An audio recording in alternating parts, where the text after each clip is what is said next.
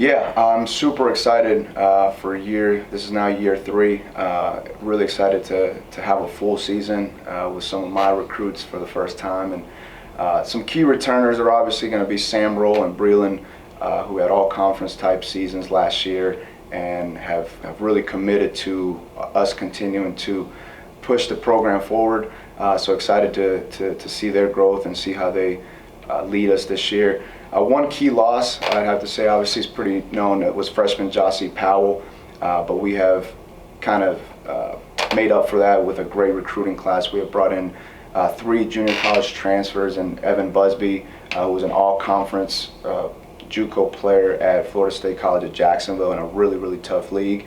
DJ Henderson is a 4-man from Santa Fe Community College who also dealt with some injuries, but he's finally healthy and can be an impact guy for us. And Jordan Alexander is a combo guard from Independence Community College that will have an immediate impact as well. So we've got 3 experienced transfers who fit right into our culture, have gone along with everybody right from the get-go, which is something that we haven't experienced until this year.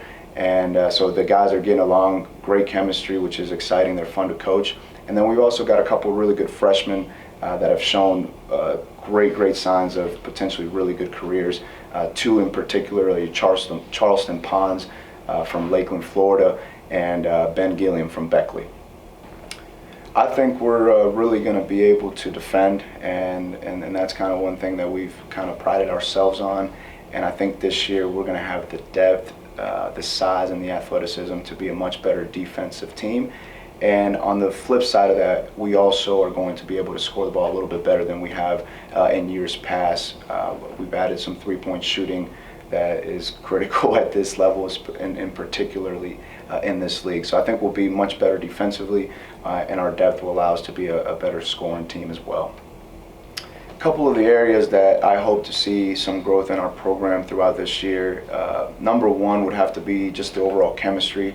We brought in 6 new guys this year, and so far so good from a personality standpoint. Everybody's getting along. We've got great teammates, great kids, but I want to see as the year goes on how we can continue to build a brand of basketball that we play unselfishly, we play together, and just kind of seeing how those guys fit into their roles as the season goes on. The other area was just the overall competitiveness of our program, us being able to step forward and be more competitive with some of the top teams in the league, and be able to grow in that area this year. A few of our goals this year, definitely we want to move ourselves into the top half of the league.